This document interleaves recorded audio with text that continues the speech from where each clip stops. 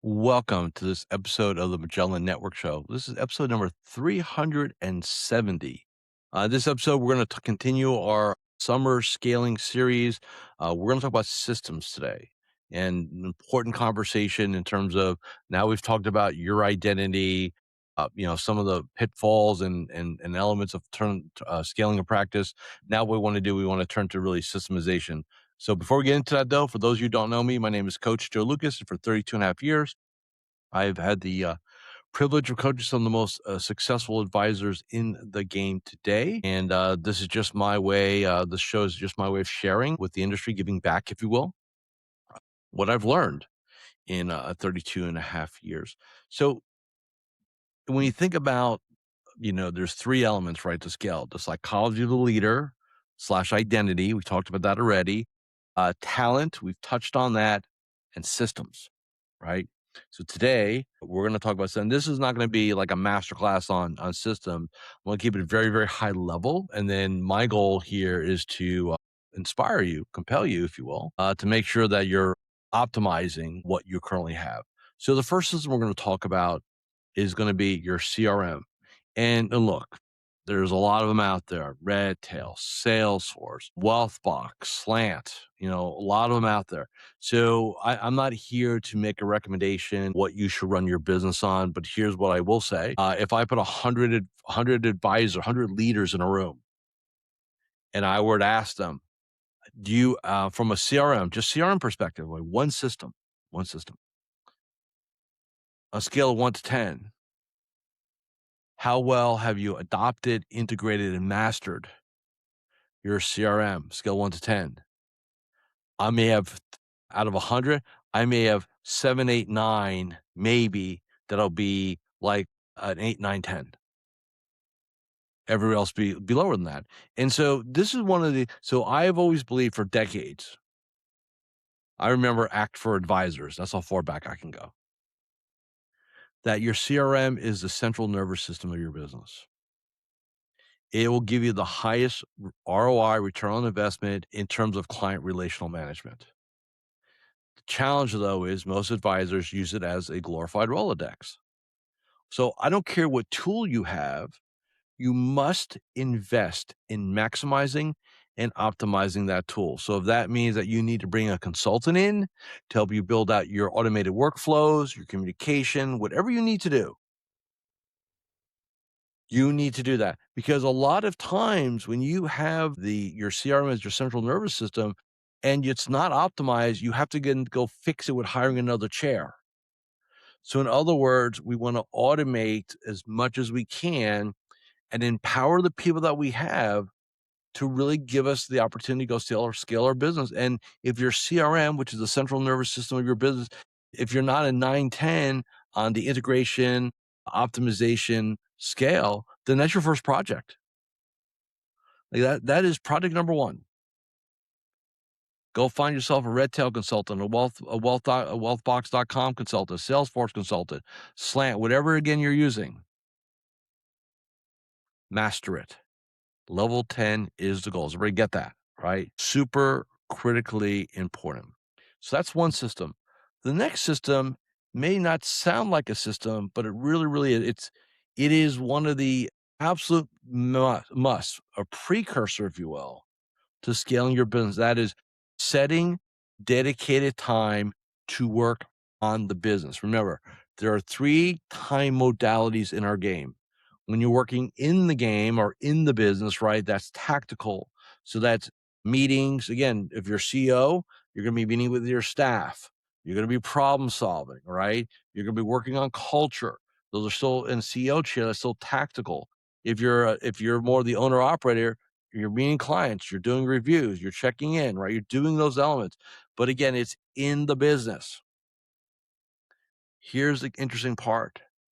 The more time you could set aside to work on the business, so strategic blocks, doing deep work is critical. So what I've always recommended, again, at a minimum, this is minimum now, not maximum, this is a minimum, you need 2 strategic days outside of the office per month. Minimum. 4 would be better.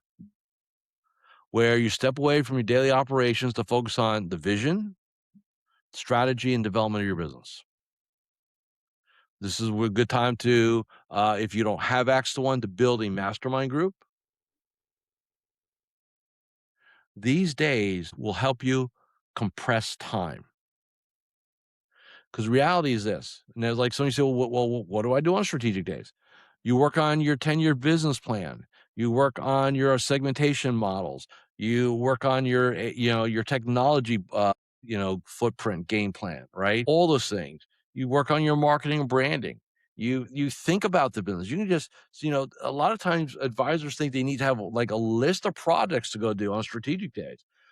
I really like the idea once in a while, just take a half a day and just like go somewhere that you're not going to be distracted. So like, don't go somewhere where you like a lot of people around and you can't think. Go somewhere and just think about your business. Go take a walk and talk. Think about your business. That's what matters going forward. And the more time you spend working, this is going to sound so counterintuitive. The more time you spend working on your business, the faster your business grows because you can make strategic progress, not just getting through the to-do list. So system one is going to be CRM. System two is your schedule, your calendar. And there's an old saying, show me a person's calendar and I'll show you their priorities. So if I were to look at your calendar, where am I going to find your strategic? Am I going to find at least 2 strategic days a month? I know what somebody's saying, well, Joe, I'm so overwhelmed.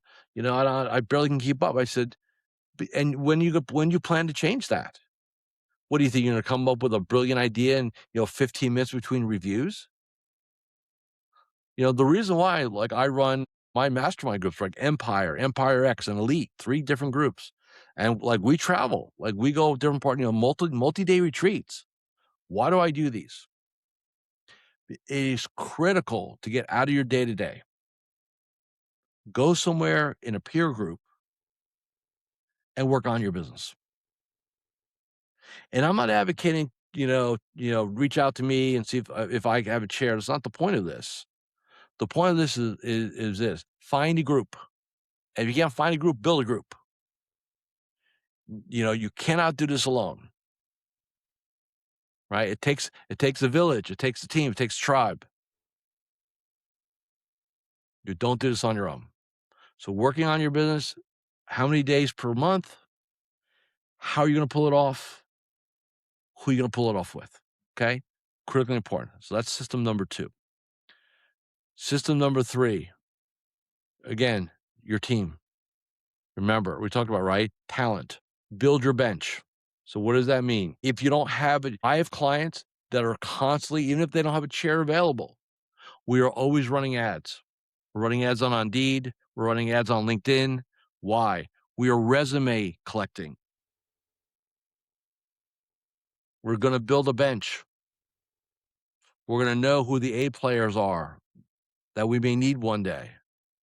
And I know it's some of you sit there saying, well, but if the resume's out there now, somebody's going to hire them. And yeah, that's probably true. We may not need it for 6 months or a year, but we have the resume. So guess what? When we're ready, we can always reach out to them. And if they're an A player, they're going to want to be with an A organization. And are you saying, Joe, that you could recruit them right out of where they are? Yeah, that's exactly what I'm saying. Right? Because like attracts like. So if you're an A-level organization and that's a rock star, they're going to want to be part of your organization. And you only hire people that elevate the standard of what you currently have, that share your vision, and they operate and look, team members come in what I call a spectrum. People that want a job and stakeholders, and then the career things in the middle. You never hire people that want a job, or that's all this is to them. The job is time for money. And what that really means is, how do I give you the least amount of time and make the most amount of money? That's not who we want to hire. I will pay a lot more for a stakeholder who acts like an owner, who thinks like an owner, maybe even at some point wants to be an owner. I was talking to a client the other day and we're hiring an associate advisor. Like we have a chair. And I remember he called, we're having our our meeting, and he goes, "Yeah, I've got this young person, and like in the first meeting, like they want to know like what's it take to be a partner? How long is it going to take to have opportunity for equity and stuff like that?" And I thought that was very, very like forward of that person. And I don't know, I said, "Look, man, that's great. I love it. You know why? They're thinking like an owner. They want more. They're not looking for a job. They want a place where they can really have impact. So I love that." Right? Never shy away from somebody who says, "Man, what's it going to take to be a partner here? What's it take to get some equity here?" Not that we're gonna hand it out or gift it, they're gonna earn it. I'd rather have that than, "Yeah, how many weeks off do I get a year, and what's the benefits package, and tell me how the how, unlimited PTO works, and how do we do bonuses, and da, da, da, da," right? Like, that to me is like, they just wanna know how much they're gonna get, and they just wanna know how little they can contribute to get it. I don't care what that person's CV looks like, what their resume looks like, I would never hire them, 'cause it's all about them, 'kay? What else do you need in terms of A players? So we're talking about A players internally now. How about externally? Our super COIs, elite COIs, right? People that can really bring us, AAA level clients. That again, that's a team. Those are your super COIs. You want to develop those too, right? We call them super who's. And you got 5 super who slash COIs. And to me, a super COI is somebody who can refer you a AAA client once a quarter as a standard. Goal 5 of those. Now, how hard it would be to get to 5? You may have to go through all your clients, CPAs, and attorneys. You may have to have 50 to 75 meetings, maybe even 100 meetings to find the 5, and then you go deep with them. You go deep. The COI game is not a width game, it's a depth game. You need no more than this. One hand, 5, right? And that's where we go. So we have our internal A players and then our external COI players, right? From that perspective. Critically important to do. Now, what is the difference?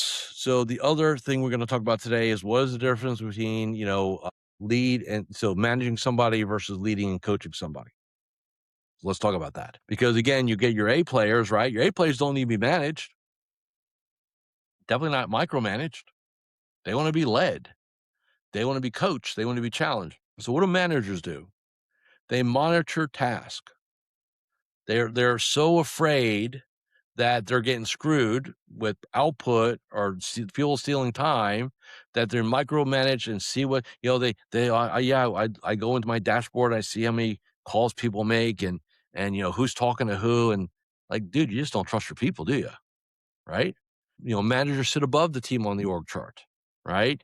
They work for me. They're always checking output. It's a job. And to me, you could build a business around that. So I'm not going to sit there and say, "Oh man, that's a terrible idea. Don't do it." But just understand something. That's really hard to scale because you really don't trust anybody, right? You're managing. You're managing either because you have the wrong people or you don't trust the people that you have or some combination. That's it. And I've worked with entrepreneurs who are managers, and it's ugly as you try to grow this business because you start demanding more and more of your people. You start really microing them. And I've had situations where, all of a sudden I get this 911 call. Hey, my key associate advisor gave me their notice because they're going to a competitor. And well, okay, so why are they going? It's culture. That's code for you don't trust me, you micromanage me, and I'm sick of it. That's what that is. So you hire great, you compensate well, and you trust. And if you can't do those 3 things, guess what? You're probably not going to scale your business. Okay. Now, remember we talked about like last time, right? We talked about, like in my Empire group, we 80% of our conversations around talent, right? Identifying talent, developing talent, and retaining talent. So how does that fit into the context of, manager versus leader? So leaders develop people. Leaders develop other leaders. That's what leadership is, right? You develop people who are self-managed first and self-led later. You want everybody to basically have autonomy. You're there to support them, not dictate to them. You coach them. Your direct reports, every month you have a 20 to 30-minute one-on-one coaching, leadership, mentoring session. Not about getting stuff done, about how they're doing. What are they noticing? What observations do they have? That's how you build an enterprise. It's not about getting more stuff, how to get it done. It's about optimizing your people and letting them free to be great. Next system. Last one we're going to talk about. Scaling. The one-to-many client communication model. Now, I'm going to give you 3 channels here, 3 strategies, and I'm going to explain why also. So the first one is no surprise, educational webinars. You must be doing educational webinars at least once a quarter. And this is not about doing a market update. Nobody cares about those. I'm talking about expert-driven or outside expert-driven value adds. Bring a CPA in to talk about tax code. Bring an attorney in to talk about estate planning. Bring in a cybersecurity identity theft person to talk about cybersecurity identity theft. You know that for my clients, I've got clients, and I believe you should do a cybersecurity identity theft webinar every year because the threats change every year, right? And you can find experts sometimes. Again, if we're doing it virtually, your local sheriff's department or maybe the local FBI field office, you might get lucky, find somebody there. These experts do exist. It's a big deal. So ask around for that, and a lot of times they'll do it gratis, especially if it's local or national law enforcement. Sometimes something you make a donation or something like that, but a lot of times they'll just do it. But do one once a quarter. All the clients get an invitation, all the prospects get an invitation, all the COIs get an invitation, and your clients are encouraged to invite other people to the webinar. That's how you grow your business. So that's the one to many, right? And just remember this, uh, the more educated your clients are, the better the client they are. Okay. So I'll give you a choice.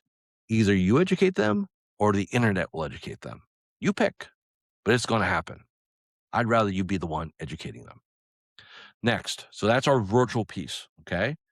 Education. Next piece, and this is brand new. So I'm gonna, I kind of almost feel like bad letting the cat out of the bag, but it's just so damn strong a strategy. It would be unfair of me to hold on to it. Office hours. I've done my own version of office hours for 15 years. I call them ACAs, Ask Coach Anything, ACA. And a couple of years ago, one of my clients, long-term clients, said, "Hey, what do you think about me doing like a version of ACAs for my clients? Like just having like a window of time where a client can call, get 5 minutes of my time, ask a quick question, stuff like that. What do you think?" I said, "I don't know what to think. Let's try it, right? It's not going to cost us anything." It was like 2 years ago, maybe almost 3 years ago now. And so we do it.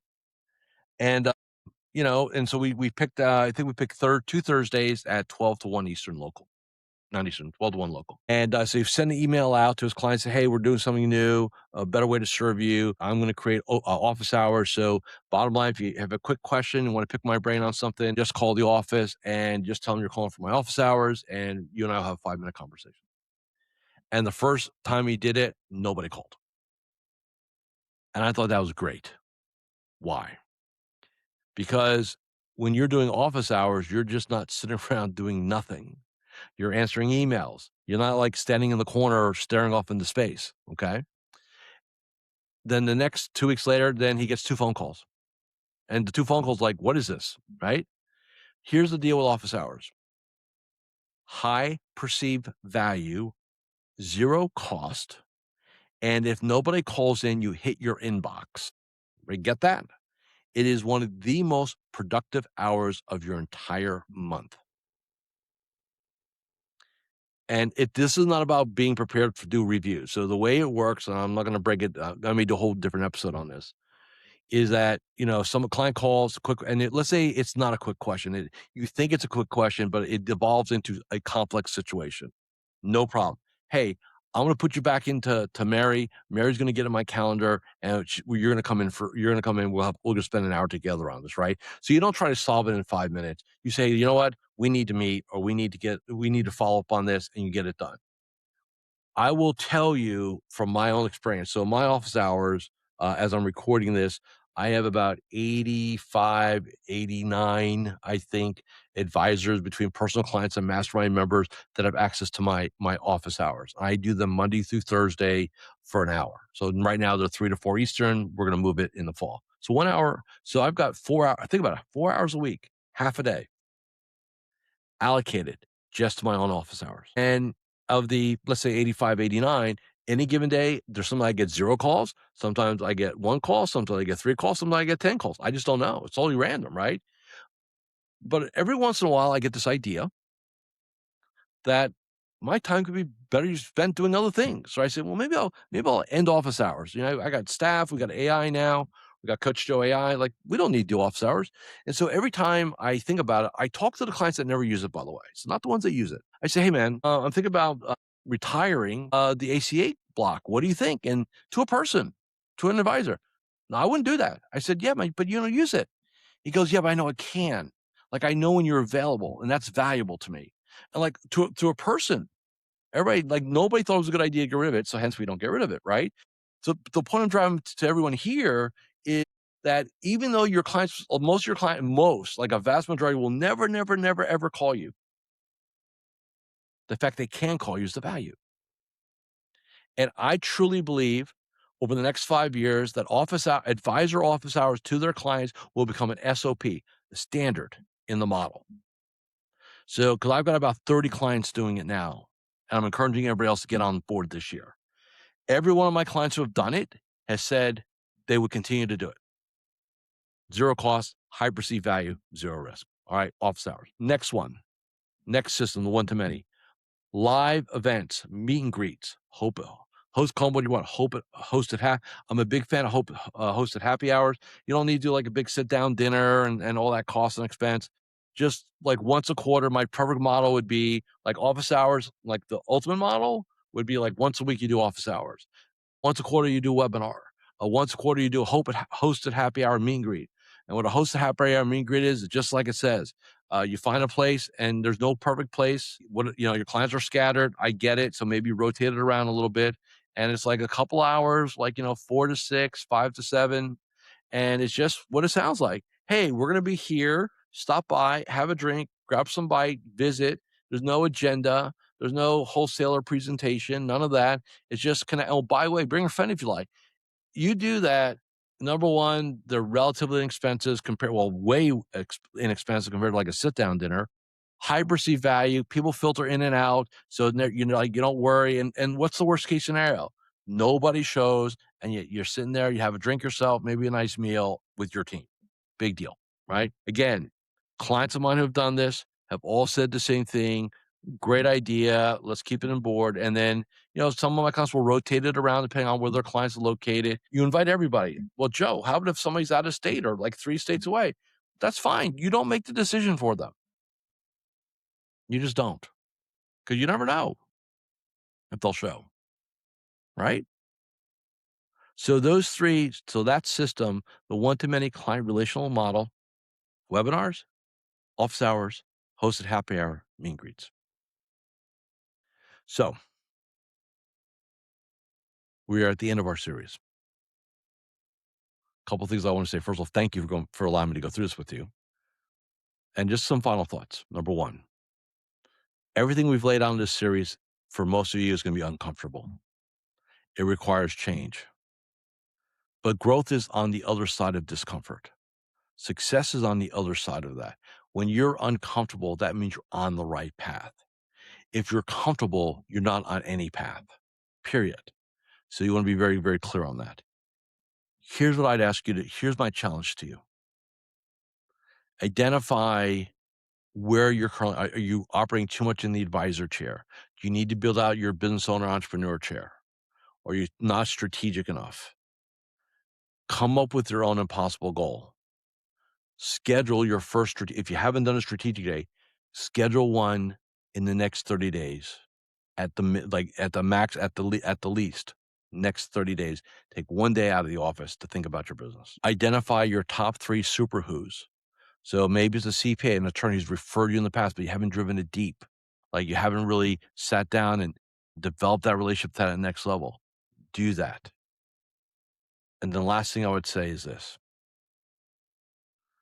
decide today that your identity is going to be a CEO building an enterprise. Are you willing to let go of who you are to become who you want to be? And I don't care how old you are, it is never too late to declare your greatness. So thank you for listening and watching this episode of the Magellan Network Show. Make sure that you subscribe, like our content, leave us, if you will, a review. That really, really helps us. Forward this episode to a colleague in the game, and check us out at MagellanNetwork.net. See you all again next week.